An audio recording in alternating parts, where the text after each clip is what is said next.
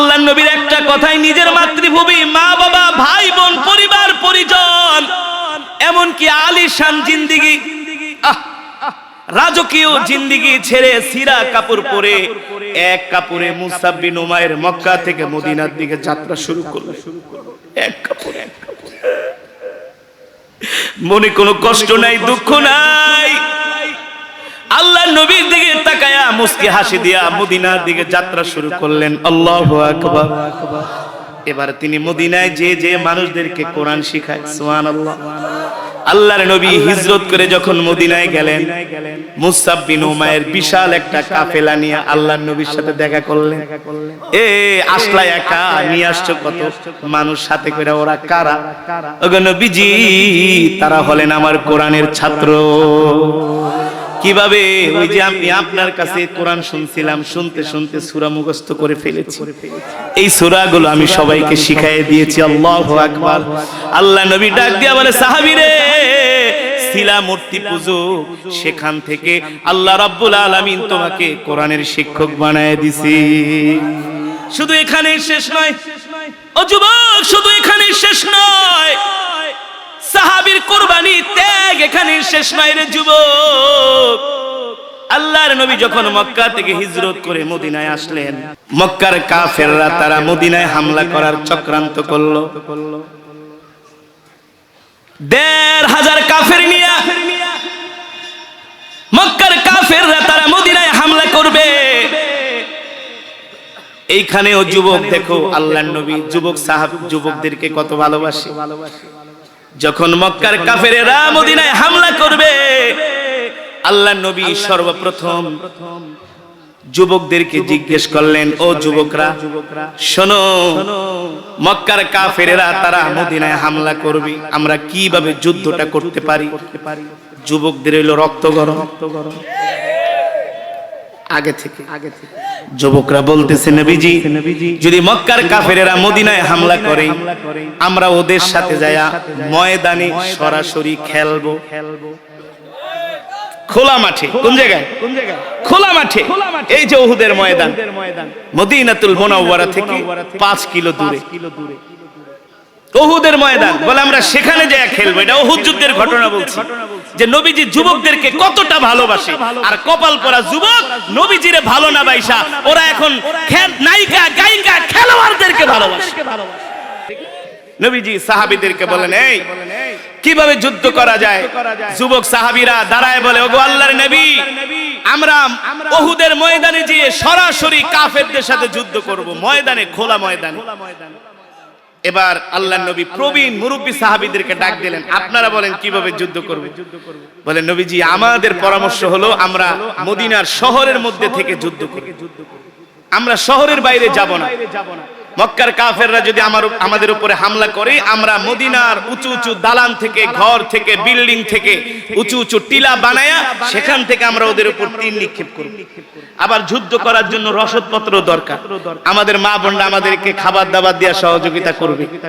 এটা ছিল প্রবীণ মুরব্বী সাহাবীদের মতামত।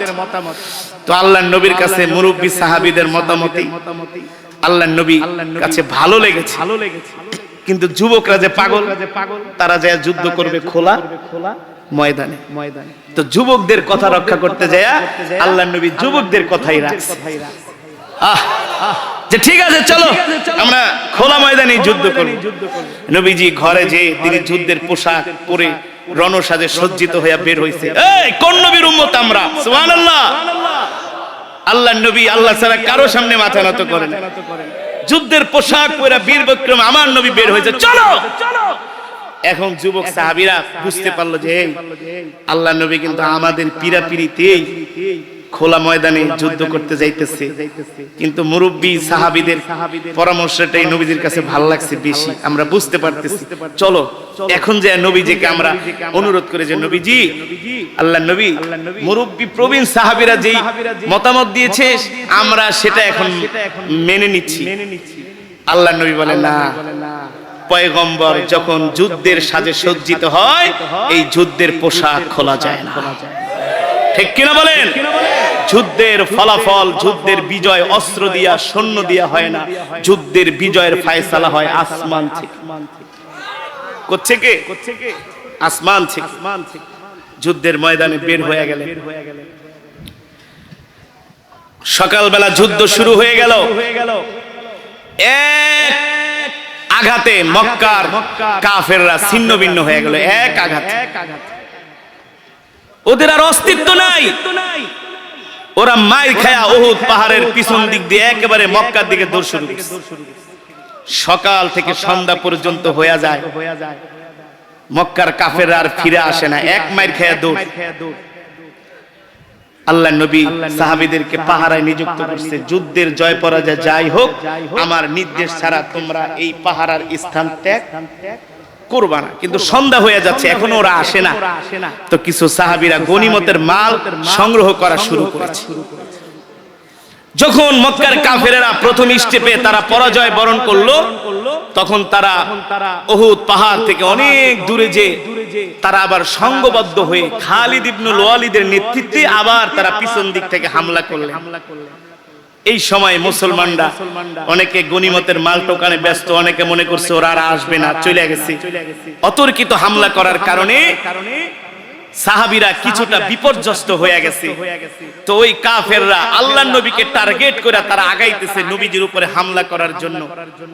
মুসাব বিন উমাইর, ওই যে রাসূলের সাহাবী, কে?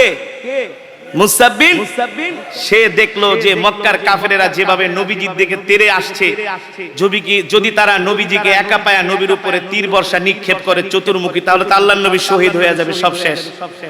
তিনি একটা কৌশল আঁকলেন যে আমি মক্কার কাফেরদের এমন এমন কথা বইলা ওদেরকে বিরক্ত করব যাতে নবীজির থেকে নজর আমার দিকে ওদের ফিরে আসে, নবীজির দিকে যাতে ওদের নজর না যায়, ওদের মনোনিবেশ যাতে আমার দিকে ফিরে আসে। এই কারণে তিনি মক্কার বড় বড় লিডারদের বাবার মার নাম, কারণ সবাইকে সে চিনে। এই আমি মুসাব বিন উমাইর, বাবার মায়ের দুধ খেয়ে থাকলে আমার সাথে লড়াই কর, আগে আমার সাথে মোকাবেলা কর। এটার কৌশলের মানে হলো এই দিক দিয়ে কাফেরদেরকে সে ট্যাকেল দিবে, ওই দিক দিয়ে আবার সাহাবীরা সংঘবদ্ধ হবে, নবীজিকে চতুর্দিক দিয়ে বেষ্টন করবে। সাহাবীরা আবার যুদ্ধের জন্য পুনরায় প্রস্তুত, নিজের জীবন বাজি রাখা বলে আমি শহীদ হয়ে যাই, আমার নবীর গায়ে একটা ফুলের টোকাও লাগতে দিব না। নিজের জীবনের মায়া করে নাই, আল্লাহর নবীকে ভালোবেসে ইসলামের জন্য মক্কার বড় বড় লিডারদের ডাক দিয়ে বলে, তোরা যদি তোর মায়ের গায়ে মায়ের বুকে দুধ খাস, পারলে আমার সাথে লড়াই কর, আগে আমার সাথে মোকাবেলা কর। চতুর্দিক থেকে মুসাব বিন উমাইরকে মক্কার কাফেরেরা তীর বর্ষা নিক্ষেপ করতে লাগলে। একজন মানুষ আর কতক্ষণ যুদ্ধ করবে? কাফেরদের যেখানে পায় সেখানে মুসাব বিন উমাইর জাহান্নামে পাঠায় দেয়। আল্লাহু আকবার। বাজ পাখির মতো উড়ে উড়ে কাফেরদেরকে হত্যা করে আর বলে, এই তোকে আমি চিনি, আমি মুসাব বিন উমাইর, পারলে আমার সাথে মোকাবেলা কর। মক্কার কাফের অবাক হয়ে গেল, কিরে ওই আবার মক্কা থেকে মদিনায় কবে আসলো? ওরা আরো ক্ষিপ্ত হলো, তুই আমাদের লোক হইয়া মুহাম্মাদের পক্ষ নিয়া ইসলাম গ্রহণ করে এখন আমাদের সাথে আসছিস লড়াই করতে, তোকে আগে শেষ করব। মুসাব বিন উমাইর এটাই চেয়েছিলেন যে আমার গায়ে তীরের আঘাত লাগুক, তরবারির আঘাত লাগুক, কলিজার টুকরা নবীর গায়ে একটা ফুলের টোকাও সহ্য করব। আল্লাহর নবী তাকায় তাকায় দেখতেছে, তার সাহাবী তার জন্য জীবন দিয়া দিচ্ছে। এক একটা তীর, এক একটা তরবারির আঘাত, বর্ষার আঘাত। মুসাব বিন উমাইর রাদিয়াল্লাহু তাআলা আনহুর শরীর ক্ষত বিক্ষত হয়ে শেষ পর্যন্ত তিনি উহুদের ময়দানে লুটায়ে পড়ছে।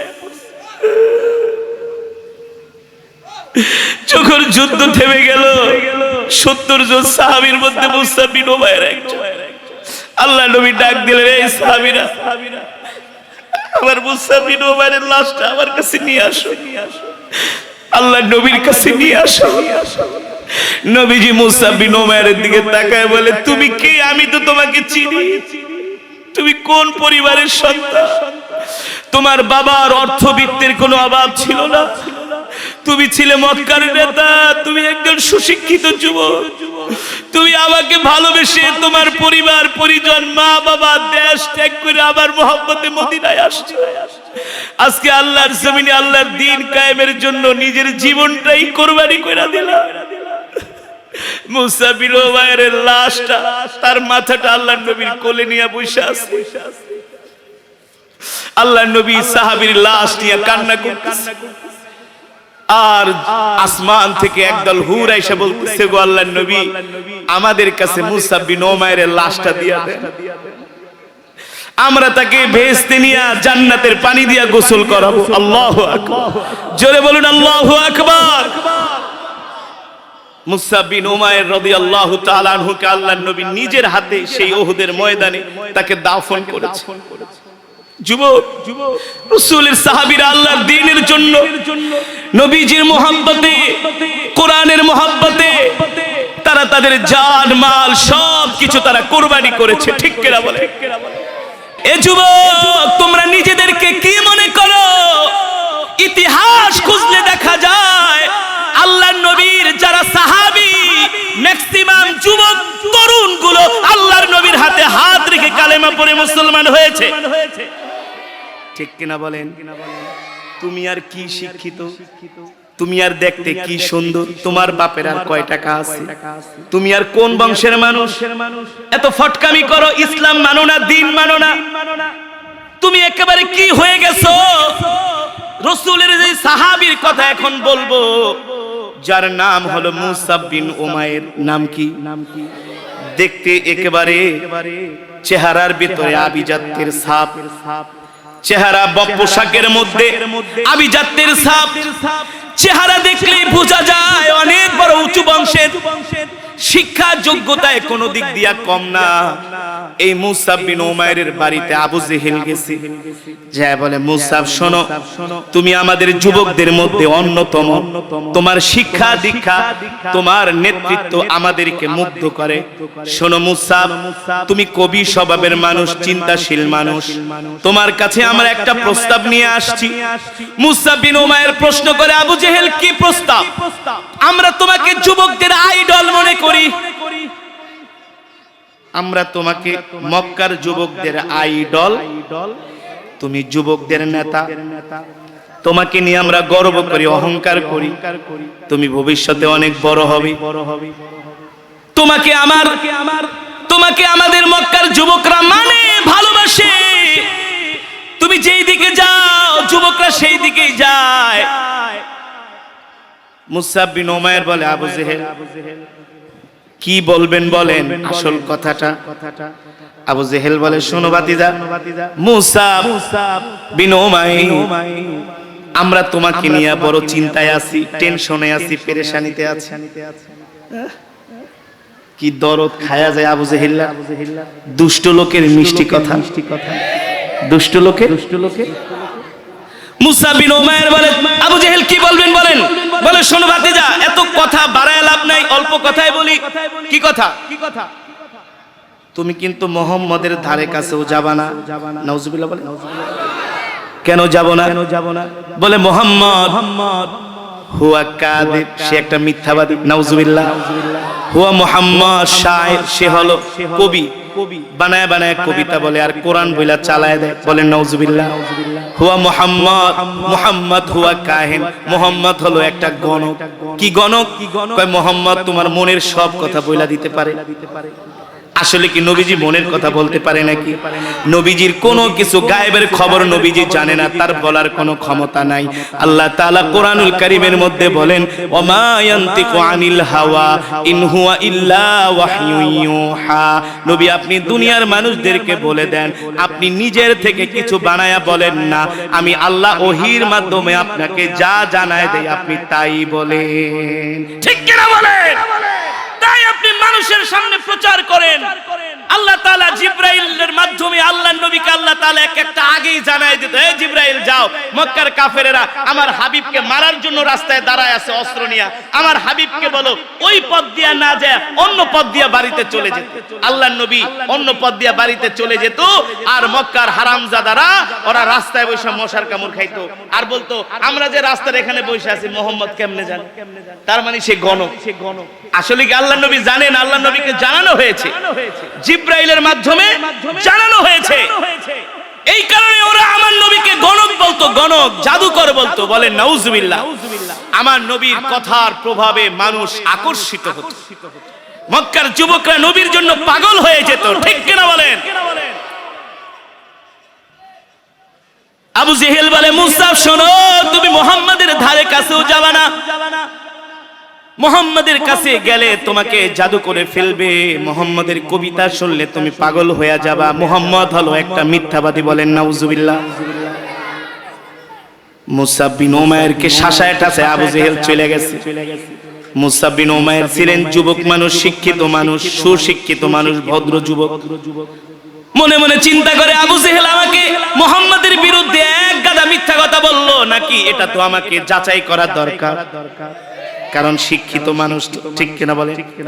মুসা বিন উমাইর ঘরে শুয়ে শুয়ে চিন্তা করে, আসলে যে লোকটার বিরুদ্ধে এত কিছু প্রোপাগান্ডা মিথ্যা ছড়ালো নাকি সত্য, এটা তো আমাকে জাস্টিফাই করা দরকার। আবু জেহেলের কথা শুনে আমাকে ঘরে বসে থাকলে হবে না। আল্লাহর নবী সাহাবীদেরকে জাবালে আবু কুবাইসের কাছে বসে সাহাবীদেরকে কোরআনের দর্শ দিতেন, কোরআনের বয়ান করতেন, কোরআনের তেলাওয়াত করতেন। আল্লাহর নবীর সামনে সাহাবীরা শুনতেন। মুসা বিন উমাইর বলে, আমি একদিন সন্ধ্যার সময় ঘর থেকে বের হলাম আল্লাহর নবীর জবানে কোরআন শোনার জন্য। জোরে বলেন সুবহানাল্লাহ। মুসা বিন উমাইর বলে, আমি একদিন আল্লাহর পয়গম্বরের মজমায় গেলাম কোরআন শোনার জন্য। আমি দূর থেকে দাঁড়িয়ে দাঁড়িয়ে আল্লাহর পয়গম্বর মুহাম্মদ সাল্লাল্লাহু আলাইহি ওয়াসাল্লামের জবানে কোরআন শুনতেছি, কোরআনের বয়ান শুনতেছি। যত শুনি ততই আমি মুগ্ধ হই, যতই শুনি ততই আমি ইসলামের প্রতি আমার দরদ বেড়ে যায়। আল্লাহু আকবার। মুসা বিন উমাইর একদিন না, দুই দিন না, 3 দিন আল্লাহর নবীর কোরআন শুনতে গেলেন। সুবহানাল্লাহ। হঠাৎ করে নবীজির চোখের নজর পড়ে গেল মুসা বিন উমাইরের দিকে। আল্লাহর নবী ডাক দিলেন, চল ইয়া শাবাব, এ যুবক আমার কাছে আসো। কি তোমার নাম? কি তোমার বাবার নাম? বলে, আমার নাম হলো মুসা বিন উমাইর। আল্লাহর নবী বলে, আমি তো তোমার বাবাকে চিনি, তোমার বাবা তো হলো মক্কার অনেক বড় ব্যবসায়ী। বলে, হ্যাঁ ঠিকই চিনছেন, তুমি তো অনেক সম্ভ্রান্ত পরিবারের একজন যুবক। বলে, নবীজি আপনি ঠিকই চিনছেন আমাকে। ওগো মুহাম্মদ, তো তুমি আমার মজমায় কেন আসো? বলে, আমার বাড়িতে আবু জেহেল যায়া আপনার বিরুদ্ধে অনেক কিছু বলছে, এটা আমি প্রমাণ করার জন্য আসছি যে আবু জেহেল যা বলছে আসলে তা সত্য কিনা। আল্লাহ নবী মুস্কি হাসি দিয়া বলে, আবু জেহেল আমার নামে কি বলছে? বলে, শুধু আবু জেহেল না, আবু লাহাব বলছে, ওলীদ ইবনে মুগীরা বলছে, সব শয়তানগুলো আমার বাড়িতে গেছে, যাই আপনার নামে এক গাদা মিথ্যা কথা বানায় বলছে। আপনি নাকি বানায়া বানায়া কবিতা বলে, কোরআন বলে চালায় দেন। আল্লাহ নবী মুস্কি হাসি দিয়া বলে, ও যুবক, তুমি তো আমার কোরআন শুনেছো, তোমার কাছে কি মনে হয়েছে আমি কি বানিয়ে বানিয়ে কবিতা বলি নাকি? মুসা বিন উমাইর বলে, আল্লাহি রাব্বিল কাবা, ওগো আল্লাহর নবী, আমি আপনার জবানে কোরআন শুনি আমার কাছে উপলব্ধি হয়েছে, কারণ আমিও একজন শিক্ষিত মানুষ, আমিও একজন কবি স্বভাবের মানুষ, কিন্তু আপনার কোরআন তেলাওয়াত শুনে আমার কাছে মনে হয়েছে এটা পৃথিবীর কোন কবির কাব্য নয়, এটা হলো আল্লাহর জবানের কালাম। আর আপনি কবি না, আপনি হলেন নবী। আল কোরআনের আলো, ইসলামী মহাসম্মেলন। আল্লাহর নবী ডাক দিয়া বলে, যুবক, তাহলে আমাকে তোমার কি মনে হয়? মুসা বিন উমাইর বলে, গো আল্লাহর নবী, আপনি কবি না, আপনি কবি না, আপনি নবী, আপনি নবী, কোনো সন্দেহ নাই। আমি একদিন না, 2 দিন না, আমি 3 দিন আসছি আপনার মজমায়। কয়দিন? জোরে বলেন কয়দিন? আমিও কবি, আমার দাদাও কবি, আমার 14 গোষ্ঠীও কবি, কিন্তু আপনার কোরআনের সাথে কবিতার কোনো মিল নাই। সুবহানাল্লাহ। আল্লাহ নবী ডাক দিয়া বলে, যুবক রে, তাহলে কোরআন কি তোমার কাছে ভালো লেগেছে? বলে, শুধু ভালো লাগে নাই, আমার হৃদয়ে ছুঁয়ে গিয়েছে। রাহমাতুল লিল আলামিন ডাক দিয়া বলে, যুবক, যদি কোরআন তোমার কাছে ভালো লাগে তাহলে দূরে থাকবা কেন? কোরআনের ছায়া তলে চলে আসো। এ যুবক বন্ধু, কথাগুলা যত সহজে বলছি, আসলে বিষয়টা তত সহজ না। তুমি আমি ঠিক মতো নামাজ পড়তে পারি না, আল্লাহর নবীর সুন্নত মানি না, দিন মানি না, অথচ তুমি আমি মুসলমানের সন্তান, ঠিক কিনা বলেন? সে হলো একজন মূর্তি পূজকের ঘরে তার জন্ম, তার বাবা করে মূর্তি পূজা, তার মা তার দাদা সে নিজেও মূর্তি পূজক। এমন একজন কাফের মূর্তি পূজক আল্লাহর নবীর সামনে যুবক দাঁড়ানো। নবীজি বলে, যুবক রে, যদি তুমি কোরআনকে ভালোবাসো দূরে থাকবা কে? আসো আসো, কোরআনের ছায়া তলে আসো। আল্লাহর নবী বলে, যুবক আমি তোমাকে এখন একটা প্রস্তাব দিব, তুমি কি আমার প্রস্তাব মেনে নিবা কিনা? মুসআব বিন উমাইর বলে, গো আল্লাহর নবী, আপনি সত্য নবী, কোনো সন্দেহ নাই, আপনি আমাকে প্রস্তাব দেন। আপনার প্রস্তাব মানার জন্য আমি সাহসী যুবকের কাতারে শামিল হব। সাহসী যুবকের কাতারে আমি অবতীর্ণ হব। আপনি আমাকে প্রস্তাব দেন, কি প্রস্তাব দিবেন? আল্লাহর নবী বলে, আমি চাই তুমি এখনই আমার হাতে হাত রেখে কালেমা পড়ে মুসলমান হয়ে যাবে। যদি বলেন সুবহানাল্লাহ। আল্লাহর নবীর হাতে যত সাহাবীরা কালেমা পড়ে মুসলমান হয়েছে সবাই ইনস্ট্যান্ট, কেউ চিন্তা করে নাই, সামনেও তাকায় নাই, বামেও তাকায় নাই, ঠিক না? আর আমরা যদি এখন মুসলমানদেরকে বলি, ভাই চলেন 3 দিনের লেগে একটু তাবলিগ জামাতে যাই, কয় আমার সময় নাই, আমার ব্যবসা, আমার বউ, আমার স্ত্রী, আমার বউরে কে দেখবে, আমার সংসার কে চালাইবে, কত বাহানা, কথা কথা কত বাহানা। নামাজ পড়তে ডাক দিলে কে আমার প্যান নষ্ট, কথা বলে না কেন? দিনের কাজে ডাক দিয়ে বলে আমার সময় নাই। আবার ওয়াজ মাহফিল করতে গেলে অনেকে বিরক্ত। সাবধান, এই জমিন তোর বাপের না, তোর দাদারও না, এই জমিন হলো আমার আল্লাহর জমিন। আমার আল্লাহর জমিনে যে কোরআনের কথা বলতে নিষেধ করবে, বিরক্ত হবে, ওর উপর গজব আসবে, গজব গজব, ঠিক কিনা বলে? ঠিক কিনা বলে? ও যুবক মুসলমান, মুসলিম যুবক হয়ে কোরআন পড়ো না, নামাজি আসো না, দিন মানো না, অথচ মুসআব বিন উমাইর হলো একজন মূর্তি পূজক, ঠিক কিনা বলেন? আল্লাহর নবী ডাক দিয়ে বলে, মুসআব, আমি চাই তুমি আমার হাতে এখনই কালেমা পড়ে মুসলমান হয়ে যাও। আর আস্তে কোন সুবহানাল্লাহ। সাহাবী মুসআব বিন উমাইর ডানেও তাকাই নাই, বামেও তাকাই নাই, সামনেও তাকাই নাই, পিছনেও তাকায় নাই। আল্লাহর নবীর হাতে হাত দিয়া বলে, গো আল্লাহর নবী, আপনি আমাকে প্রস্তাব দিয়েছেন, আমি আপনার প্রস্তাব ফিরানোর মতো সাহস আমার নাই। আমি চাই আপনি এখনই আমাকে কালেমা পড়ে মুসলমান বানিয়ে দেন, আমাকে এখনই মুসলমান বানিয়ে দেন। আল্লাহর নবী বললেন, এ সাহাবী, তুমি যদি এখন কালেমা পড়ে মুসলমান হও, বাড়িতে গেলে তো তোমাকে ঘর থেকে বের করে দিবে, তোমাকে ত্যায্য পুত্র করবে, তোমাকে সম্পদ থেকে বঞ্চিত করবে, ঠিক কিনা বলেন? মুসআব বিন উমাইর বলে, আল্লাহি রাব্বিল কাবা, রবের কাবার কসম খায়া বলি, আমি দুনিয়ার সম্পত্তির পরোয়া করি না, মা বাবার পরোয়া করি না, আমি আমার আসল ঠিকানা পেয়ে গিয়েছি, ঠিক কিনা বলেন? আপনি আমাকে এখনই কালেমা পড়িয়ে মুসলমান বানিয়ে। আল্লাহর নবী মুসআব বিন উমাইরকে কালেমা পড়িয়ে মুসলমান বানায় দিলেন। সুবহানাল্লাহ। সাহাবীরা সাহাবীকে মুসআব বিন উমাইরকে বুকে জড়ায় নিলেন। এবার মুসআব বিন উমাইর বলে, গো আল্লাহর নবী, আপনি আমাকে দোয়া করে দেন, আমি বাড়িতে যাব, আমি আমার এই ইসলাম ধর্ম গ্রহণের কথা গোপন রাখবো না, আমি প্রকাশ করে দেব, ঠিক কিনা বলেন? এ গরু খাওয়া মুসলমান, একটু দাড়ি রাখলে কিছু মানুষ খোঁচা দেয়, মিয়া দাড়ি রাখছো এই বয়সে, তোমার এই চাচার মতন দেখা যায়, নানার মতো দেখা যায়, সেলুনে যায় খুরডা ল না, দাড়িটা ছোট, মাঝে মাঝে দেহি বড়, আবার দেহি উদাও, ভাই হুজুর দাড়িটা রাখছিলাম খুব শখ কইরা, ঘরে গেলে বউ কয় তোমার হলে কোনো হানে যেতে পারি না, না যেতে পারি গায়ে হলো তো, না যেতে পারি কোনো ড্যান্স ক্লাবে, না যেতে পারি কোনো নাচ গানে, সবাই তোমারে চাচা চাচা কয়। হ্যাঁ, একটু খোঁচা মারছে দাড়ি শেষ, একটু নামাজ পড়লে কয় মিয়া তুমি তো পুরো পাক্কা মোল্লা হয়ে গেছো। এক যুবক আমার তেলাওয়াত শুনে বয়ান শুনে পাগল, আমার মসজিদে জুমা পড়তে আসে, থাকে উত্তরায়, যায় সেই গাজীপুরে জুমা পড়তে। ইভেন কালকেও এক মাহফিলে এসে দেই হাজির, এই মিয়া হুজুর হুনছি হ্যাঁ আইবেন, বাইক টান দিয়ে আয়া পড়ছে। আলেমদের সাথে চলে দাওয়াত ও তাবলীগের সোহবতে যে সে এখন দাড়ি রেখেছে। কোন ইউনিভার্সিটির ছাত্র জানে? বাংলাদেশের নাম করা প্রাইভেট ইউনিভার্সিটি ইস্ট ওয়েস্ট।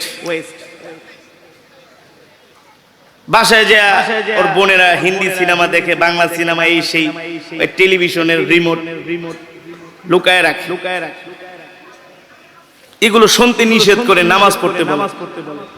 যুবকের বাবা বলে এই বেটা তুই কোন জঙ্গির লাগে চলস, নাউজুবিল্লাহ বলবেন না। বোনেরা বলে তুমি কোন মৌলবীর লাগে চলো, তুমি এত উগ্র, আমাদের টেলিভিশন দেখতে দাও না, আমাদের সিনেমা দেখতে দাও না, আমাদেরকে পর্দা করতে বলো, তোমার নামাজ তুমি পড়ো। নাউজুবিল্লাহ বলে। যুবক আয়েশা কান্না করে দেখো হুজুর আমি আর বাসায় যাব না, আমি হোস্টেলে থাকবো কিংবা আমি টিউশনি করে আমি আমার লাইফটাকে এস্টাবলিশ করব, পড়াশোনা শেষ করব, গ্রাজুয়েশন কমপ্লিট করব। আমার বাপ আমাকে জঙ্গি বলে, আমি দাড়ি রাখছি দেখে আমি নামাজ পড়ি দেখি। আছে কি আছে না?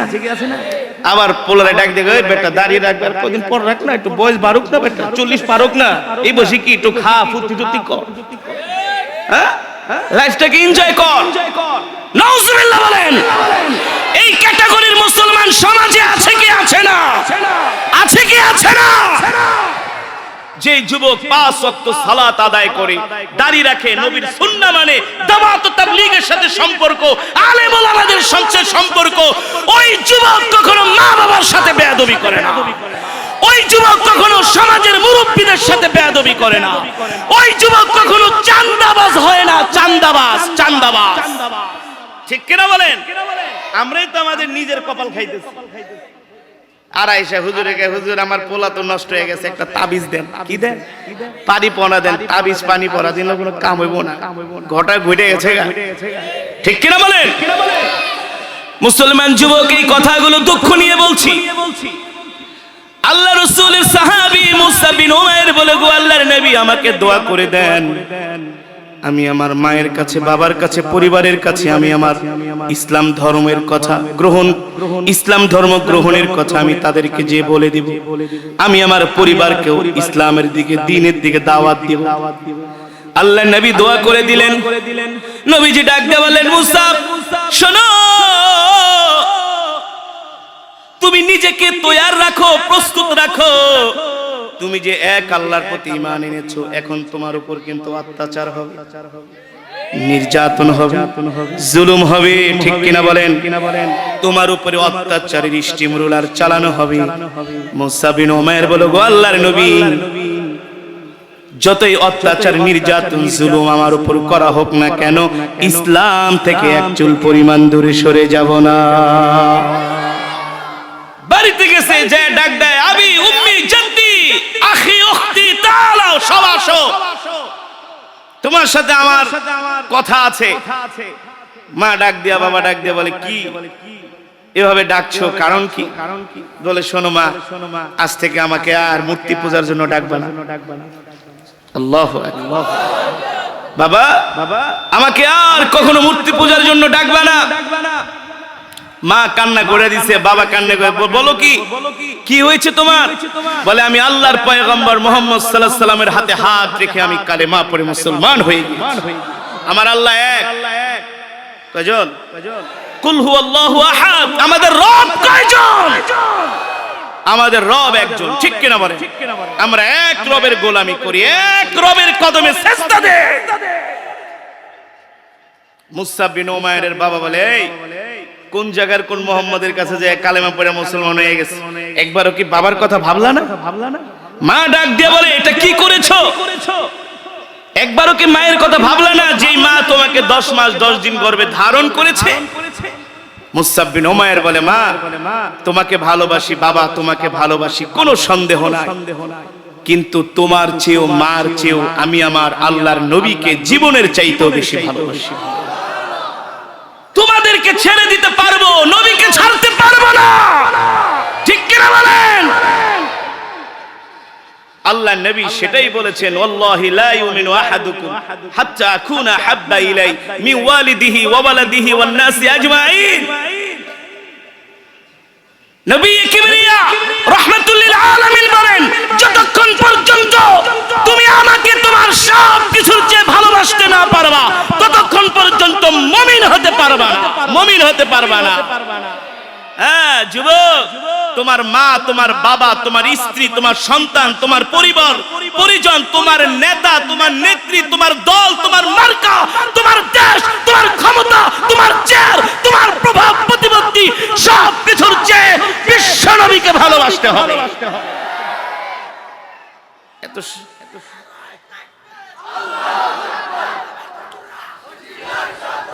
এত সোজা না, জান্নাত পাওয়া এত সোজা না, মুমিন হওয়া এত সোজা না, ঠিক কিনা বলেন?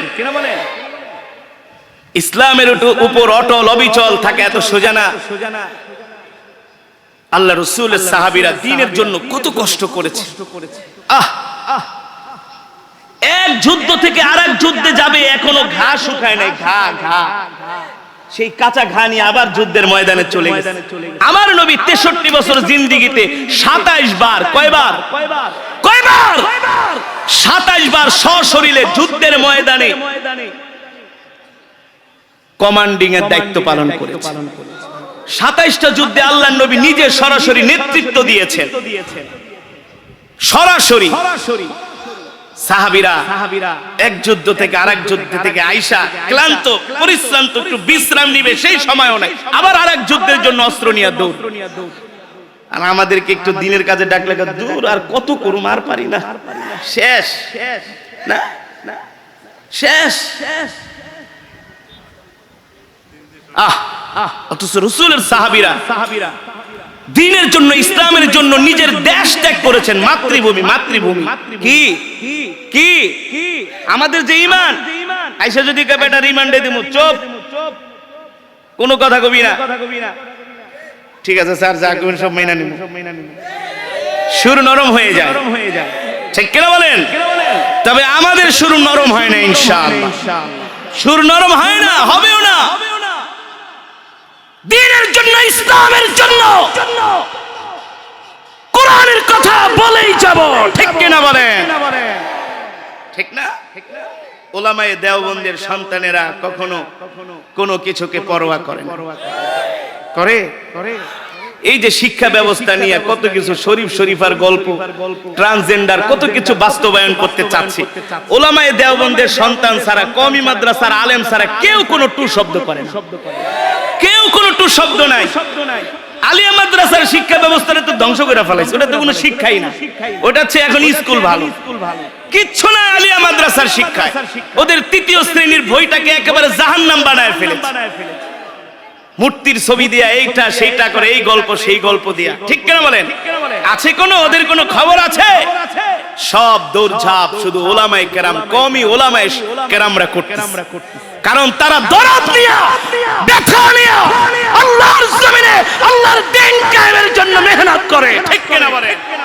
তারা বাতিলের সাথে আপোষ করে না, কারণ সাহাবায়ে কেরামের আদর্শ আমাদের কাছে আছে। আমাদের কাছে সত্যের মাপকাঠি হলো সাহাবায়ে কেরাম। কারা? সাহাবায়ে কেরাম। মুসলমান মুসআব বিন উমাইর বললেন, বাবা আমাকে বিদায় দিয়ে দাও, আমি আল্লাহ রাসূলের কাছে চলে যাব। বাপ কয় এতই সোজা? একটা শিকল আনলেন, সিরাতের কিতাবের মধ্যে শিকল এনে মুসআব বিন উমাইরের 2 পা বাঁধলেন, 2 হাত বাঁধলেন, ঘরের খুঁটির সাথে তাকে লক করে দিলেন। বলে তোমাকে মুহাম্মাদের কাছে যেতে দেয়া হবে না।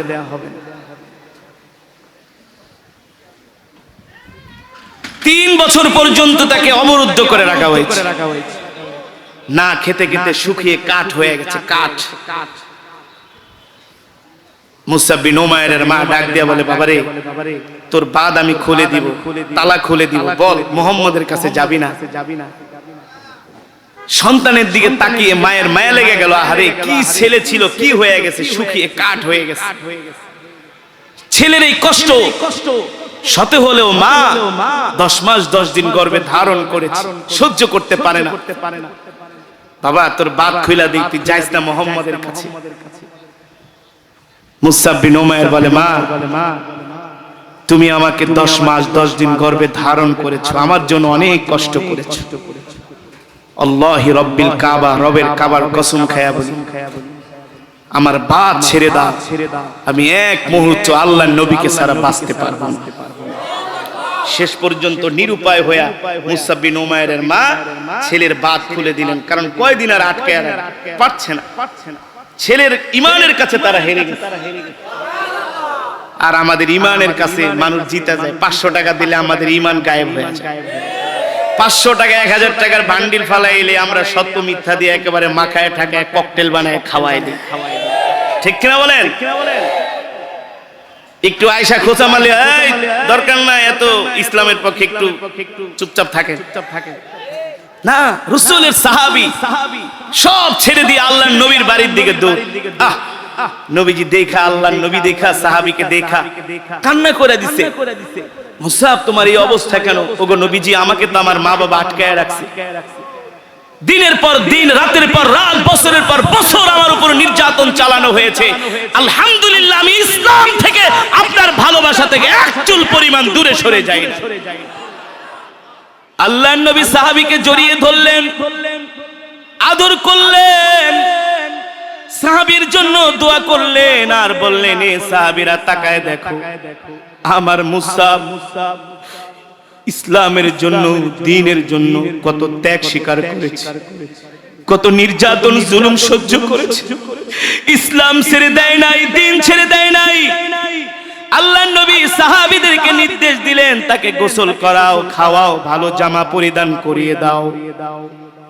রাহমাতুল লিল আলামিন ডাক দিয়া বলে, এ মুসআব বিন উমাইর শোনো, মক্কা তোমার জন্য এখন নিরাপদ না, তুমি মক্কা থেকে মদিনায় চলে যাও। আমিও কিছুদিন পরে মদিনায় আসতেছি, আমিও কিছুদিন পরে মদিনায় হিজরত করে আসতেছি।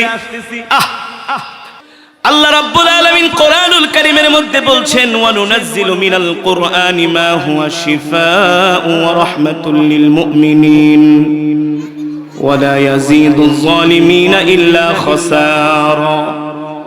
আল্লাহ রাব্বুল আলামিন বলেন, নবী আমি আল্লাহ আপনার উপর যে কোরআন নাজিল করেছি, এই কোরআন আমি মুমিনের শেফার জন্য, মুক্তির জন্য নাজিল করেছি। আল্লাহু আকবার। আল্লাহ তাআলা এই কোরআন আমার নবীর উপরে নাজিল করেছেন আমাদের মুক্তির জন্য, আমাদের শেফার জন্য, আমাদের হেদায়েতের জন্য, ঠিক কিনা বলেন? এই কোরআন আল্লাহর এমন এক জবানের কালাম, কিতাব। কেউ যদি আল্লাহ তাআলার এই কোরআনকে ভালোবাসে, আল্লাহর কোরআন বলে, তুমি যদি আমাকে দুনিয়াতে ভালোবাসো, তোমার জন্য সুসংবাদ হলো, আমি কোরআন তোমাকে পাহারা দিয়ে দিয়ে জান্নাত পর্যন্ত পৌঁছে দিব। এই কোরআন আল্লাহর এমন এক জবানের কালাম। এই কোরআনের মধ্যে 29 পারায় এমন একটা সূরা আছে, যে সূরার নাম হলো সূরাতুল মুলক। নাম কি? জোরে বলেন, সূরাতুল মুলক। আল্লাহু আকবার। হাদিস শরীফের মধ্যে এসেছে, আল্লাহর নবী বলেন, কেউ যদি প্রতিদিন এশারের নামাজের পরে সূরাতুল মুলক তেলাওয়াত করে, কেউ যদি এশারের সালাত জামাতের সাথে আদায় করে, ঘুমানোর পূর্বে যদি সূরাতুল মুলক প্রতিদিন আমল করে, তেলাওয়াত করে, সূরাতুল মুলক বলি, আমি তোমার জান্নাতে যাওয়ার গ্যারান্টি হয়ে যাব। শুধু এখানেই শেষ না, এই কোরআন আল্লাহর জবানের কালাম। সূরাতুল মুলক বলি, তুমি যদি আমাকে প্রতিদিন এশারের নামাজের পরে তেলাওয়াত করো, আমি তোমার কবরের প্রশ্নের উত্তরগুলো দিয়ে দিব। কবরের মধ্যে 3টা প্রশ্ন করা হবে, ঠিক কিনা বলেন? যারা প্রতিদিন সূরাতুল মুলক পড়ে ঘুমাবে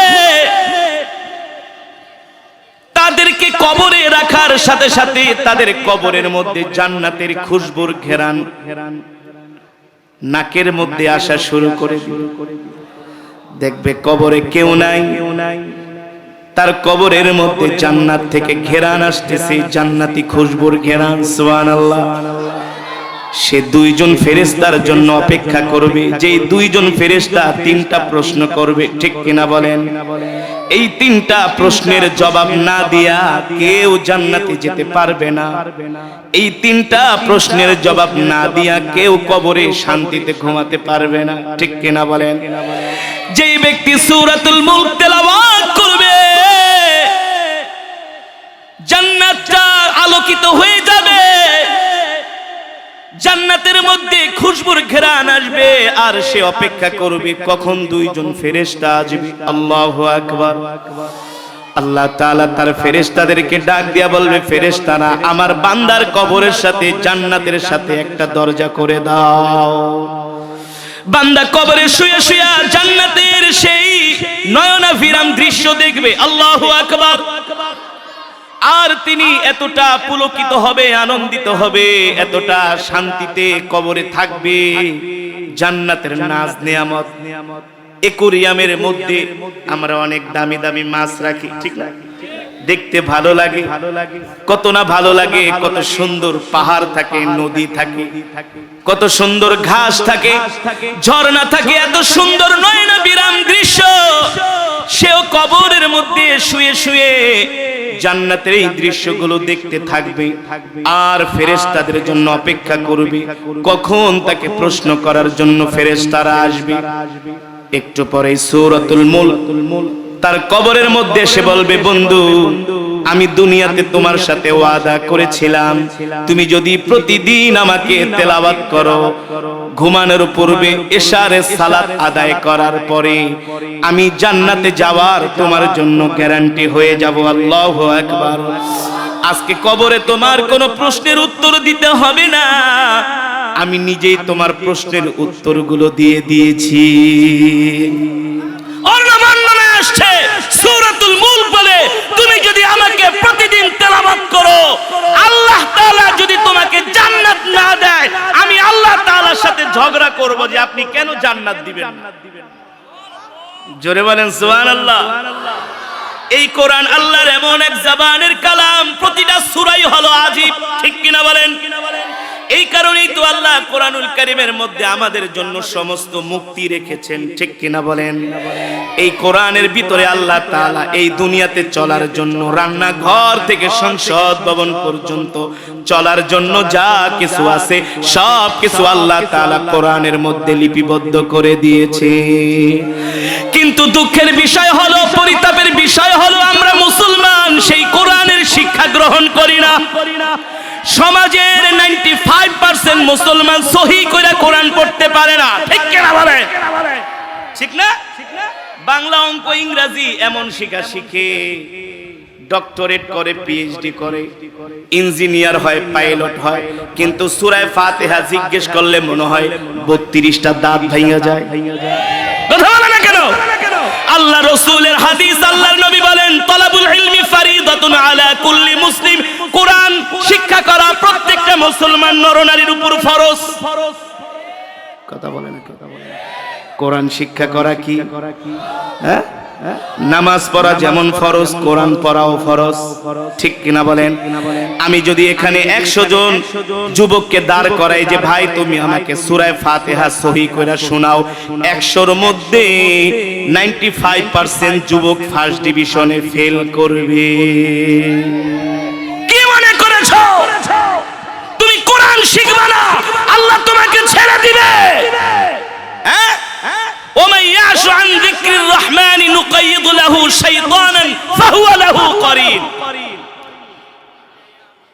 ومن أعرض عن ذكري فإن له معيشة ضنكا ونحشره يوم القيامة أعمى قال رب لم حشرتني أعمى وقد كنت بصيرا قال كذلك أتتك آياتنا فنسيتها وكذلك اليوم تنسى এই আয়াতের মধ্যে আল্লাহ তাআলা বলতেছেন আমি তোমাদেরকে কোরআন দিয়েছি যদি তোমরা কোরআন না পড়ো কোরআন না শিখো আমি আল্লাহ হাশরের ময়দানে প্রত্যেকটা মানুষকে অন্ধ করে উঠাবো অন্ধ অন্ধ কি করে উঠাবে এই যুবক মুসলমান মা বোনেরা কথাটা ভালো করে শুনে রাখেন আল্লাহর কোরআন থেকে বলছি পারলে চ্যালেঞ্জ করেন আল্লাহ নিজে বলছেন আমি তোমাদেরকে যে কোরআন দিয়েছি আমার এই কোরআনের তেলাওয়াত এই জিকির যদি না করো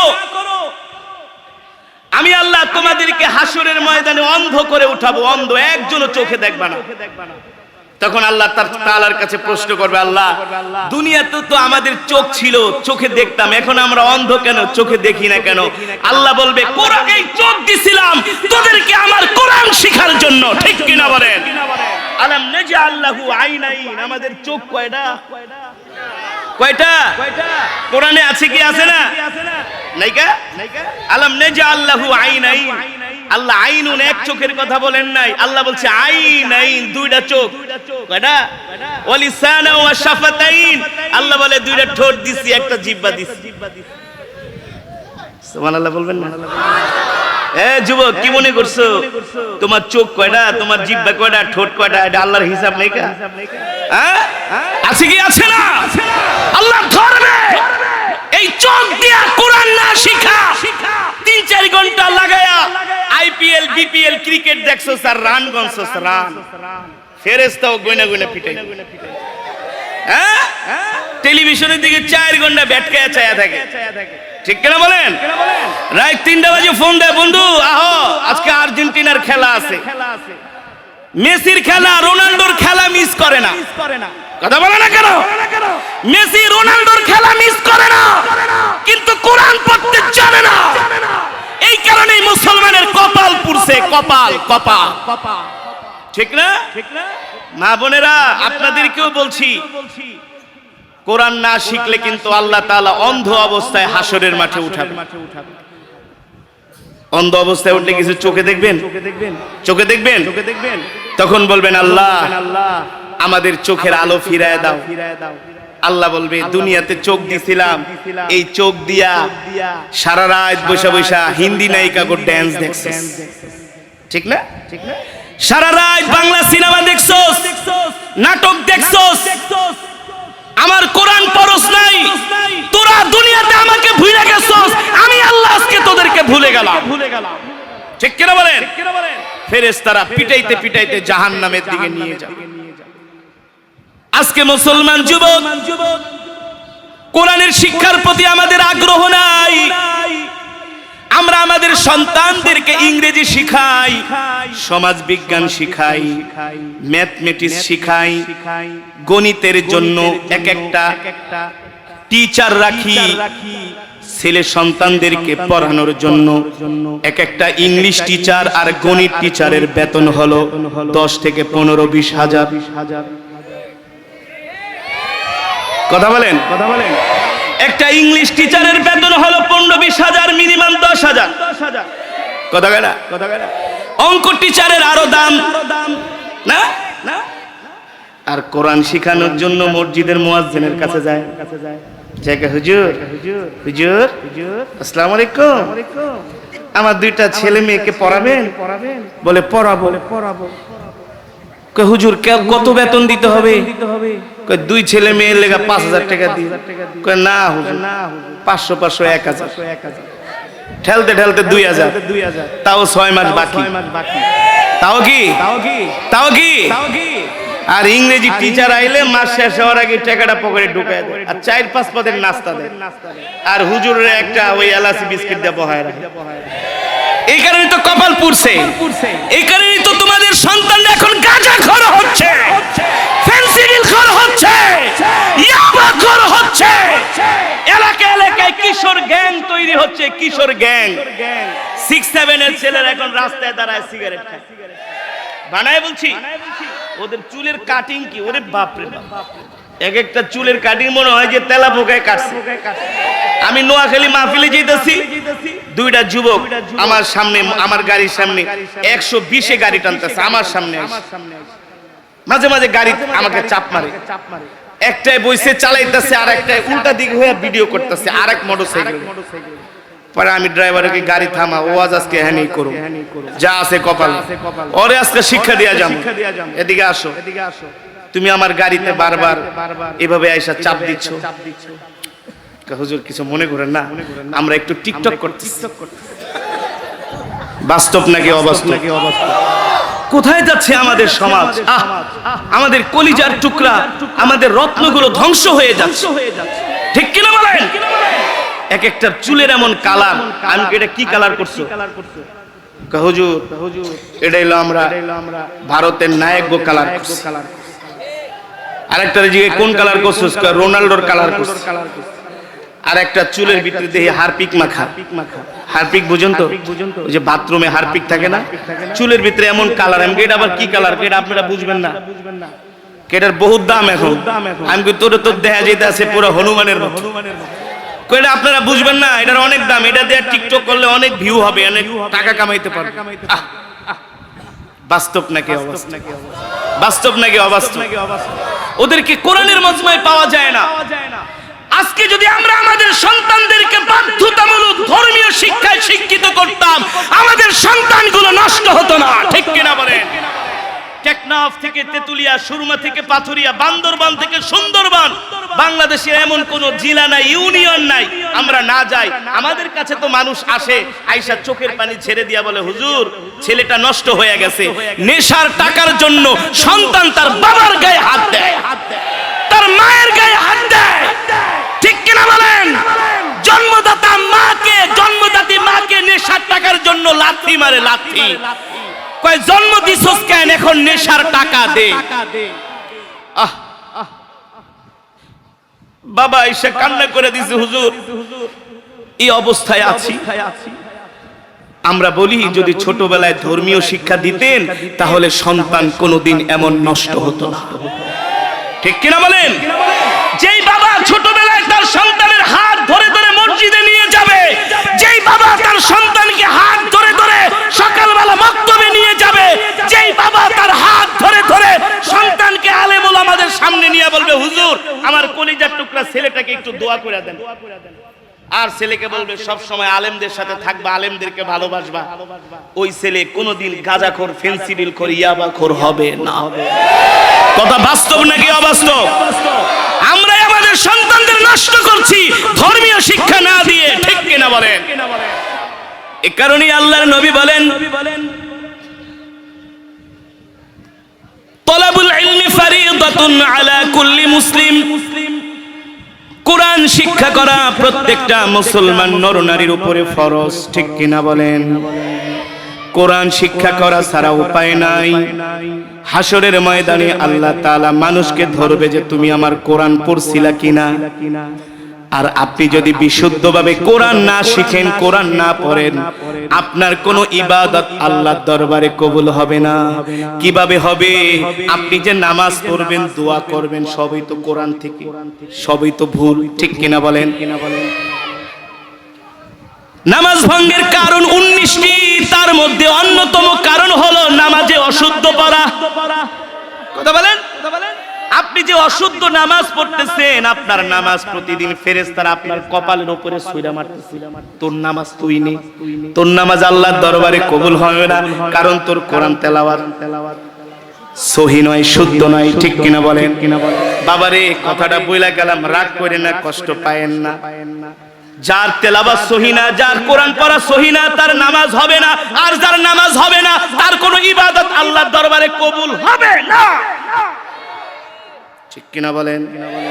এই কারণে কোরআন শিখতে হবে। আজকে আমরা কোরআনের প্রতি এমন অনীহা, অবজ্ঞা, শুধু মাদ্রাসার ছাত্ররা ছাড়া কেউ কোরআন শিখতে চায় না। জেনারেল শিক্ষার পিছনে যুগের পর যুগ কাটায় দেয়, আল্লাহর কোরআনের জন্য 2টা বছর সময় দেয় না। অথচ আল্লাহ কোরআনের ভিতরে বলছেন ওয়ালাকাদ ইয়াসসারনাল কুরআন লিযিকরি ফাহাল মিন মুদ্দাকির। আল্লাহ বলে আমি কোরআন তোমাদের জন্য সহজ করেছি, ঠিক কিনা বলেন? এই 30 পারা কোরআন আমি মাত্র 13 মাসে মুখস্থ করেছি। কত মাস? কত মাস? আজকে 25 বছর যাবত খতমে তারাবি পড়াই। ও যুবক, তোমরা ইংলিশ যত কষ্ট করে মুখস্থ করো, অঙ্কগুলো যত কষ্ট করে মনে রাখো, তার 100 ভাগের 1 ভাগ যদি আল্লাহর কোরআনের পিছনে মেহনত করো, কোরআন তোমাদের জন্য সহজ হয়ে যাবে, ঠিক কিনা বলেন? কিন্তু ততটুকু সময় আমরা কোরআনের পিছে দেই না। এই কারণে হাসরের ময়দানে আল্লাহ তাআলার কাছে কড়ায় গন্ডায় হিসাব দিতে হবে। এবার আসেন, এই কোরআনের জন্য আমাদের কলিজার টুকরা নবী কত না কষ্ট করেছেন, কাফেরদের মার খেয়েছেন। এই কোরআনের দাওয়াত দেওয়ার কারণে, কোরআনের কথা বলার কারণে, কোরআনের তেলাওয়াত করার কারণে মক্কার কাফেররা আমার নবীকে না কত কষ্ট দিয়েছে। আমার নবী যখন কোরআন পড়তেন, মক্কার বড় বড় নেতা আবু জেহেল, আবু লাহাব, উতবা, সাইবা, ওলীদ ইবনে মুগীরারা মক্কার যুবকদের কাছে যায় বলতো, এ মক্কার যুবকেরা, তোমরা কেউ মুহাম্মাদের কোরআন শুনতে যাবা না। মুহাম্মদ নিজে নিজে কবিতা বানিয়ে বানিয়ে তাই সে কোরআন বলে চালিয়ে দেয়। বলেন নাউজুবিল্লাহ, আর জোরে বলেন নাউজুবিল্লাহ। আল্লাহর নবীর কোরআনের তেলাওয়াত শুনে মক্কার কিছু কিছু যুবক আল্লাহর নবীর জন্য পাগল হয়ে যায়। আল্লাহু আকবার। তারা কালেমা পড়ে মুসলমান হয়ে যায়। মক্কার কাফেরেরা এমন কোন ষড়যন্ত্র নাই, চক্রান্ত নাই, তারা কোরআনের বিরুদ্ধে করে নাই। কিন্তু কোন ষড়যন্ত্র চক্রান্ত করে তারা কোরআনের দাওয়াত বন্ধ করতে পারে না। পেরেছে? জোরে বলেন পেরেছে। আল্লাহর নবীকে তারা অকাথ্য নির্যাতন করেছে। আল্লাহর পয়গম্বরের সাহাবীদের উপরে তারা অত্যাচারের স্টিম রুলার চালিয়েছে, কিন্তু মক্কার কাফিরেরা কোরআনের দাওয়াত বন্ধ করতে পারে নাই। আবু জেহেলরা কোরআনের দাওয়াত বন্ধ করতে পারে নাই।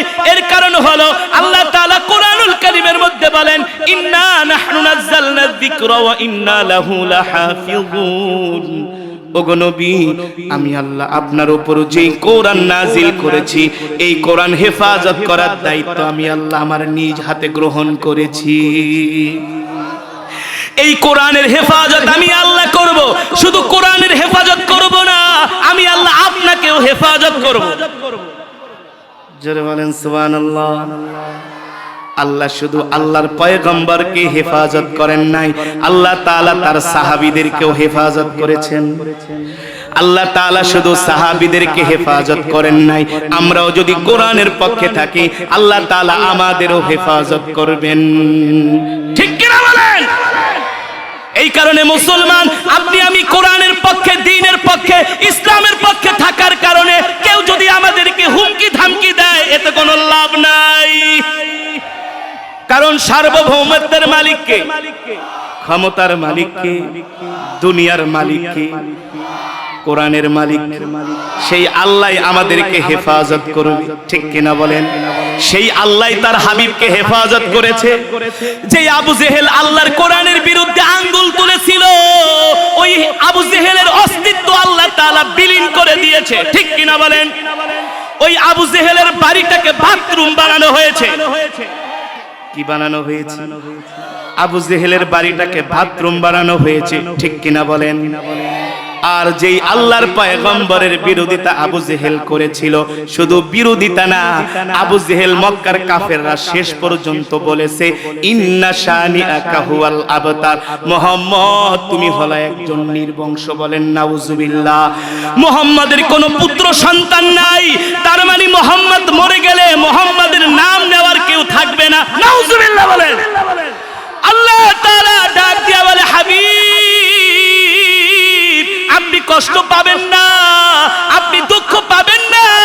যারা আপনাকে নির্বংশ বলতেছে, আমি আল্লাহ ওদেরকেই নির্বংশ করে দিব। আপনার নাম নেওয়ার জন্য আমি আল্লাহ আপনাকে কোটি কোটি উম্মত দিব, ঠিক কিনা বলেন? আপনার উম্মতেরা প্রতি বছর, প্রতিদিন, প্রতি সেকেন্ড, প্রতি মুহূর্ত আপনার রওজায় যায় আপনাকে সালাম দিবে। আর আপনার উম্মতেরা আবু জেহেলের বাড়িতে যায় হিসু করবে। কার বাড়িতে? আবু জেহেলের বাড়িতে। যত হাজী সাহেব মক্কায় যায় আগে যায় কে ভাই আবু জেহেলের বাড়ি কই, বলি কেন, ওখানে যায় আগে প্রথম কাজটা সারবো। আল্লাহ ওরে সম্মানিত করছে, কথা কয় না? আবু জেহেলকে সম্মানিত করেছে, আবু জেহেলকে আল্লাহ তাআলা অপদস্থ করেছে, বেজ্জতি করেছে, ওর অস্তিত্ব আল্লাহ জমিন থেকে বিলীন করে দিয়েছে। ঠিক না? কারণ কি রে ভাই? কারণ হলো আবু জেহেল কোরআনের বিরোধিতা করেছিল, ঠিক কিনা বলেন? আর আমার নবী কোরআনের পক্ষে ছিল। আল্লাহু আকবার। আমার নবীর সাহাবীরা কোরআনের পক্ষে ছিল। আল্লাহ তাআলা তাদেরকে দুনিয়া এবং আখিরাতে মর্যাদাশীল করেছেন। এই কারণে মুসলমান, এই কোরআন হলো আল্লাহর জবানের কালাম। আজকে আমরা মুসলমানের সন্তান হয়ে সেই কোরআন শিখি না, কোরআনের মজমায় আসি না। আমরা মুসলমানের সন্তানরা আজকে গান বাজনা নিয়ে ব্যস্ত, ঠিক কিনা বলেন? টিকটক নিয়ে ব্যস্ত, Hindi cinema, Bangla cinema, cricket, football নিয়ে ব্যস্ত। মুসলমানের সন্তান হয়ে মসজিদে যায় না, মুসলমানের সন্তান হয়ে আল্লাহর কদমে সিজদা দেয় না। অথচ রাসূলের এমন সাহাবী ছিলেন যারা ঈমান গ্রহণ করে নাই কিন্তু আল্লাহর কোরআনের জন্য পাগল ছিলেন, ঠিক কিনা বলেন? এখনো ঈমান গ্রহণ করে নাই কিন্তু আল্লাহর কোরআনের জন্য কেমন পাগল ছিলেন। সিরাতের কিতাবের মধ্যে এসেছে নবীজির একজন প্রিয় সাহাবী ছিলেন যার নাম হলো মুসাব বিন উমাইর। নাম কি? মুসাব বিন উমাইর রাদিয়াল্লাহু তাআলা আনহু। আমি এবার হজের সফরে যে মুসাব বিন উমাইরের জীবনীটা পড়েছি উহুদ পাহাড়ের নিচে বসে, যেখানে মুসাব বিন উমাইর আল্লাহর দ্বীনের জন্য শাহাদাত বরণ করেছিল। যুবকরে, তোমাদের মতো তাগড়া নওজোয়ান ছিলেন মুসাব বিন উমাইর। তোমরা তো মনে করো আমরা আমাদের যৌবন বাসটা কাটাই দিব টিকটক কইরা, বাইক কিনা, ফটকামি কইরা, বান্ধবীদের কিনিয়া ঘোরাফেরা কইরা না। কিছু যুবক আছে, বেটা সাউন্ড বাড়া, সাউন্ড কমে কে? হ্যাঁ বাড়া, তোর মাস্টার কই? সাউন্ড ওরে উঠা, সাউন্ড বাড়া, সাউন্ড কমে যেতেছে। বর্তমানে কিছু প্রজন্ম আছে, যুবক আছে, বর্তমান আমাদের জেনারেশন নাই, তাদের কোনো শিক্ষা নাই, কোনো দীক্ষা, না পারে কোনো কাজ। 20 কেজির একটা বস্তা মাথায় উঠায় দিলে মনে হয় একেবারে রাস্তার ভিতরে শুয়া পড়বে। ঘুমায় রাত 2টা বাজে, উঠে সকাল 10টা বাজে, নাস্তা খায় দুপুর 12টায়। কথা কয় না? এমন এমন প্যান্ট পরে একেবারে ওর সদরঘাট জিঞ্জিরা সব দেখা যায়। আবার এখন একটা ফ্যাশন বাইরেছে, ফ্যাশন। কিছু কিছু যুবক আছে যারা হাফ প্যান্ট পরে এলাকা দিয়া ঘুরে। মুসলমানের সন্তান, ঠিক কিনা বলেন? কিসের সন্তান? হিন্দু সন্তান না, খ্রিস্টানদের সন্তান না, মুসলমানের সন্তান। এক একটার বয়স 25-30 বছর, হাফ প্যান্ট পরে এলাকা দিয়া ঘুরে আর নিজেকে খুব স্টাইলিশ দাবি করে, খুব ফ্যাশন না, খুব আধুনিক, খুব স্মার্ট মনে করে হাফ প্যান্ট পরে ঘুরলে। আরে বেটা, হাফ প্যান্ট পরে ঘোরা এটা কোনো স্মার্টনেস নয়, এটা কোনো ফ্যাশন নয়, এটা হলো নিজের রুচির বিকৃতি আর নিজের রুচি যে খারাপ হয়েছে সেটার প্রমাণ। মুসলমানের সন্তান হয়ে যে হাফ প্যান্ট পরে বুঝতে হবে ওর মধ্যে সমস্যা। কি সমস্যা? ওর মধ্যে আল্লাহ রাসূলের কোনো ভয় নাই, ঠিক কিনা বলেন? মুসলমান সন্তানের জন্য হাফ প্যান্ট পরা হারাম, হারাম, হারাম। যে হারামকে হালাল মনে করবে তার জন্য জাহান্নাম নির্ধারিত হয়ে গেছে। হাফ প্যান্ট পরে ঘোরে আর বান্ধবী লিয়া শুধু পার্কে যায় আর দুমায় খালি ফাস্ট ফুড খায়, বাপের পকেট কাটে, ঠিক কিনা বলেন? যদি বাজার করে লেয়া হো, বাপের ধমক দেয়, তুমি যাও বুড়া মানুষ, তুমি বাজার করো। সারা রাত শুধু ফেসবুক আর অনলাইন। সঠিক নাকি বেঠিক? আমরা সব কিছু দিয়া কম্প্রোমাইজ করতে পারি, ছাড় দিতে পারি। ঈমান এবং ইসলাম নিয়ে কারো সাথে কম্প্রোমাইজ ছাড় দিতে পারি না, ঠিক কিনা মুসলমান?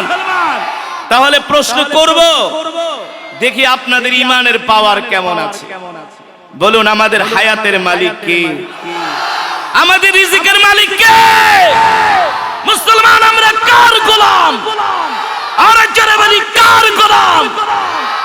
আমরা এক আল্লাহর গোলাম। কথা বলে না কেন? সেই মহান রব্বুল আলামিনের কোরআনুল কারীমের তেলাওয়াত আমরা শ্রবণ করেছি। আল্লাহ তাআলা কোরআনের ভিতরে বলছেন, ওয়া ইযা তুলিয়াত আলাইহিম আয়াতুহু যাদাতুহুম ঈমানা। কোরআনের তেলাওয়াত শ্রবণ করলে ঈমান বেড়ে যায়। ঠিক কিনা বলেন? ঈমান বাড়ে কি বাড়ে না? মুসলমান ঈমানদার। আসমান কার? জমিন কার? সূর্যের আলো দেয় কে? চন্দ্রের আলো দেয় কে? আমাদের অক্সিজেনের মালিক কে? আসমান থেকে কে বৃষ্টি বর্ষণ করে? কোরআনে আছে কি আছে না? নাই নাই। সবকিছু ধারণ হচ্ছে। কি হচ্ছে? সবকিছু কি হচ্ছে? ধারণ হচ্ছে। হচ্ছে কি হচ্ছে না? আপনি এখানে ছিনতাই করে পার পাবেন না, কারণ রাস্তায় রাস্তায় মোড়ে মোড়ে সিসি ক্যামেরা লাগানো আছে। ঠিক কিনা বলেন? আমি এয়ারপোর্টের এক কাস্টমসের অফিসারকে জিজ্ঞেস করছিলাম, ভাই মাঝে মাঝে এয়ারপোর্ট থেকে মাল হারায় যায়, গাজীপুর যায় ধরেন কিভাবে? হুজুর এয়ারপোর্ট থেকে গাজীপুর পর্যন্ত পুরা সিসি ক্যামেরা লাগানো আছে। আমরা যখন আইডেন্টিফাই করি, যদি কেউ কোনো কিছু চুরি করে এয়ারপোর্ট থেকে বের হয়, এয়ারপোর্টের সিসি ক্যামেরা গুলো তার দিকে তাক করা আছে। 24 আওয়ার্স গতিবিধি লক্ষ্য করা হচ্ছে প্রত্যেকটা মানুষের। ঠিক কিনা বলেন? সুতরাং দুনিয়ার রাষ্ট্রপ্রধানরা যেমন তাদের কিরামান কাতিবিন দিয়ে আমাদের সবকিছু রেকর্ড করে কি করে না? এই যে মাহফিল হচ্ছে, এখানে অনেক সিভিলে সরকারের কিরামান কাতিবিনরা আছে। ঠিক না?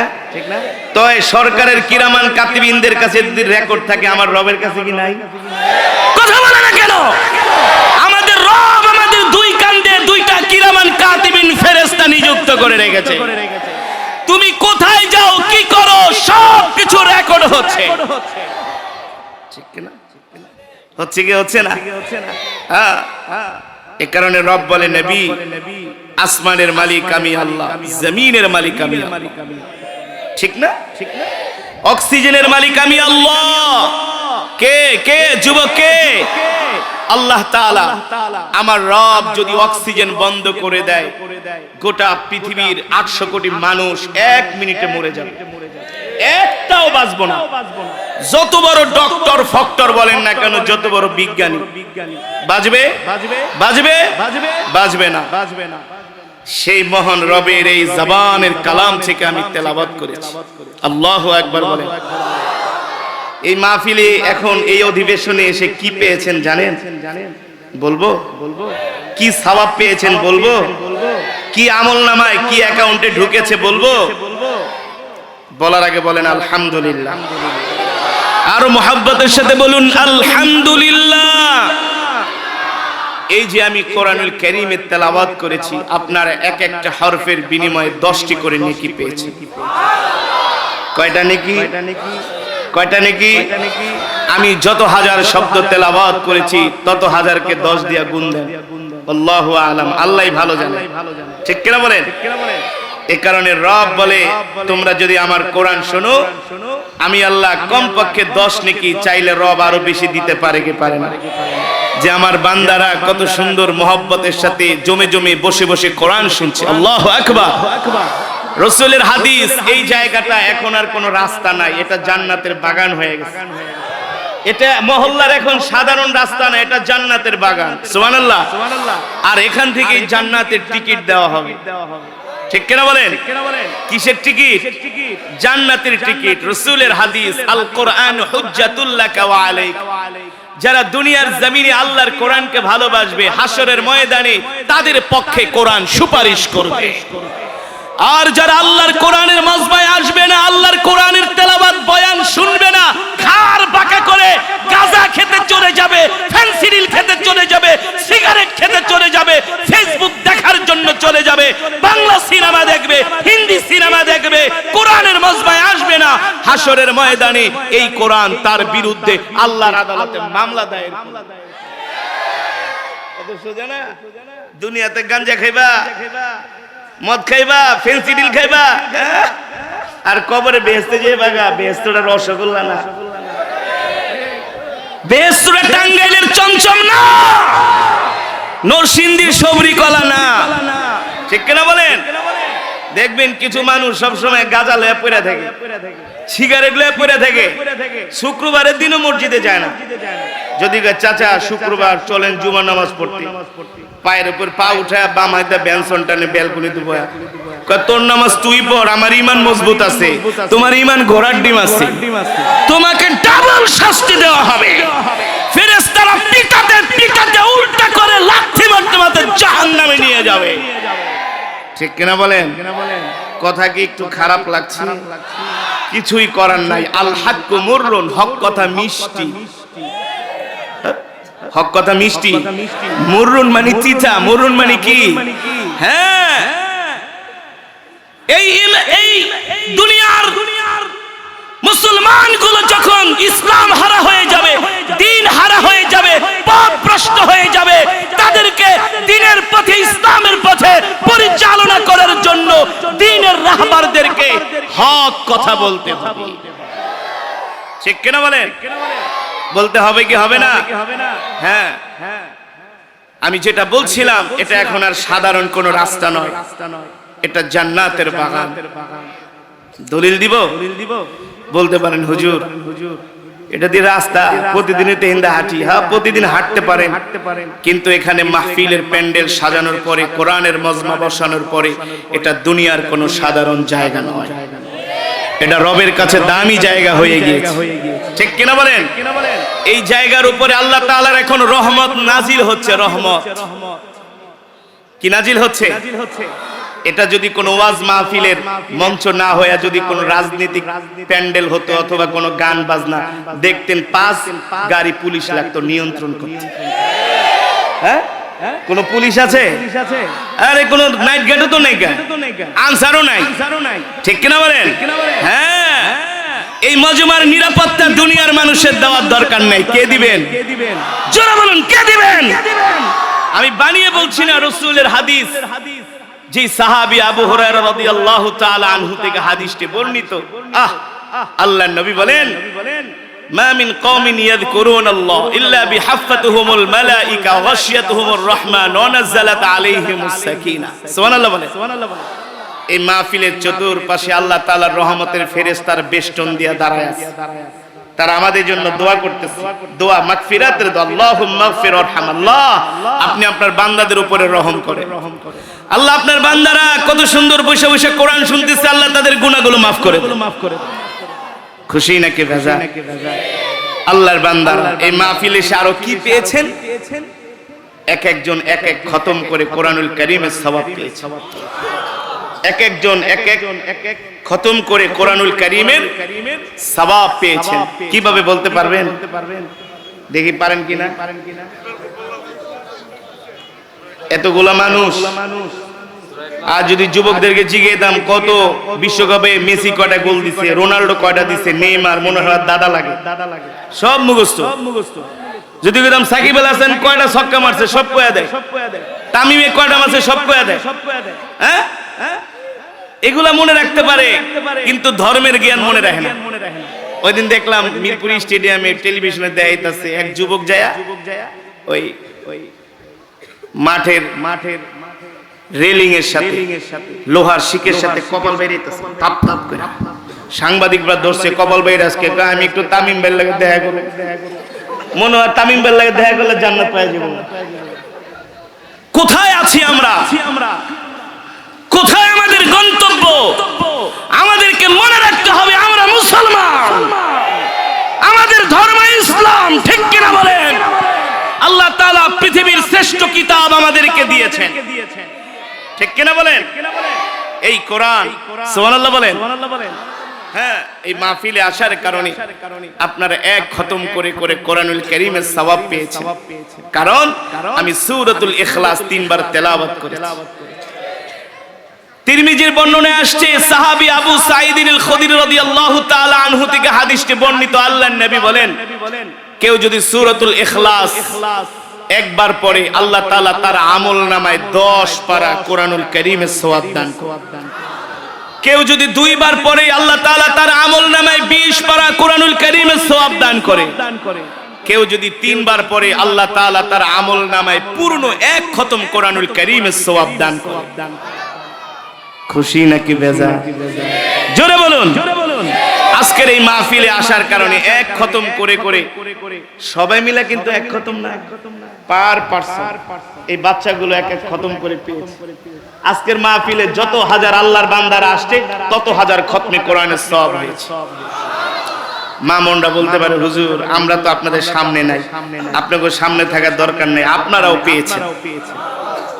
তাহলে আজকের মাহফিলে হাজার হাজার খতমে কোরআনের সওয়াব হয়েছে, ঠিক কিনা বলেন? যেই মজমার মধ্যে এতগুলো খতমে কোরআনের সওয়াব হয়, ওই মজমার মধ্যে দোয়া করলে আমার রব সেই দোয়া ফিরিয়ে দিতে পারে না। পারে? এ কারণে আমি চাই আজকের মজমা থেকে আমরা একসাথে চোখের পানি ছেড়ে ছেড়ে হাউমাউ করে কান্না করে করে আমরা আমাদের গুনাহের জন্য, আমাদের মৃত মা বাবা দাদা দাদি নানা নানি আত্মীয় স্বজনের জন্য আমরা দোয়া করব। বিশেষ করে আমরা ফিলিস্তিনি মুসলমানদের জন্য দোয়া করব। কাদের জন্য? ফিলিস্তিনি মুসলমানদের জন্য আমরা দোয়া করব, ঠিক কিনা বলেন? তাহলে আমরা শেষ মোনাজাত দিয়া যাব তো ইনশাআল্লাহ। কে কে যাব না হাত উঠাই। মাশাআল্লাহ মাশাআল্লাহ। আপনারা কোরআনের তেলাওয়াত শুনে আপনাদের ঈমান বাড়ছে, এটার প্রমাণ পাওয়া গেছে। কে কে মোনাজাত দিয়া বাড়িতে যাব হাত উঠে আল্লাহকে দেখাই, হাত সোজা করি ঈমানদারের মতো, মুনাফিকের মতো না, হাত সোজা, তীরের মতো সোজা, তীরের মতো সোজা। বলেন আল্লাহ, আরো জোরে বলুন আল্লাহ। আমাদের গুনাহগুলো ক্ষমা করে দেন, এই মাহফিলকে কবুল করে নেন। আল্লাহ শেষ মোনাজাত দিয়া যাওয়ার তৌফিক দেন। বলি আমিন আমিন। হাত নামা। এবার আসেন মুসলমান, ঠিক হাসরের ময়দানে আল্লাহর নবী যখন ডাক দিবে, উম্মত আসো আমি তোমাদের জন্য সুপারিশ করব। জিবরাইল এসে বলবে, ইয়া মুহাম্মদ ইরফা রাসাক ইশফা তুশাফা। বুখারীর হাদিস। আপনি আপনার মাথা উঠান, আপনি আপনার সিজদা উঠান, আপনার উম্মতের জন্য সুপারিশ করেন। একমাত্র আপনার সুপারিশ আল্লাহ তাআলা আজকে গ্রহণ করুন। সুবহানাল্লাহ।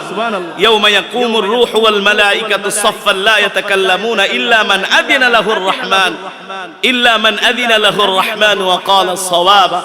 আল্লাহ তাআলা বলে, হাবিব হাসরের ময়দানে সব মানুষগুলো দাঁড়ায় থাকবে, এমন কি পয়গম্বররা পর্যন্ত ইয়া নাফসি ইয়া নাফসি বলবে। সেই সময় আল্লাহ তাআলা তার হাবিবকে শুধু নির্দেশ দিবেন, অর্ডার দিবেন, তাকে ক্ষমতা দিবেন, সুপ্রিম পাওয়ার দিবেন। নবী ইশফা তুশাফা, আজকে আপনি সুপারিশ করেন, আপনার সুপারিশ গ্রহণ করা হবে। আপনি যার জন্য সুপারিশ করবেন তাকে আমি জান্নাত দিয়ে দিব। সুবহানাল্লাহ।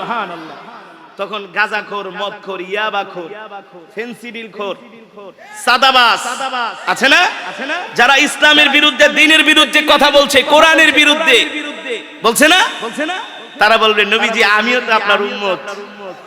তুই যদি আমার উম্মত হতি তোর চেহারা আমি চিনা রাখতাম, কারণ তোরে আমি কোনো ওয়াজ মাহফিলে দেখি নাই। আমার যত উম্মত আমার নামে দুরূদ পড়ছে সবার চেহারা আমি চিনি। আমার যত উম্মত আমার সুন্নাত পালন করছে সবাইকে আমি চিনি, ঠিক কি না বলেন? যা আজকে তুই আমার উম্মত না, আমি তোর জন্য সুপারিশ করব। যুবক, ওই হাসরের ময়দানে কেউ কোনো উপকার করতে পারবে না একমাত্র আল্লাহর নবী ছাড়া, ঠিক কিনা বলেন? এই কারণে সেই কলিজার টুকরা নবীকে আমাদের জীবন দিয়া ভালোবাসতে হবে। সেই কলিজার টুকরা নবীর উপরে এই কোরআন নাজিল হয়েছে।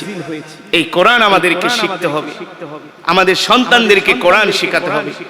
আজকে যে মাদ্রাসার উদ্যোগে মাহফিল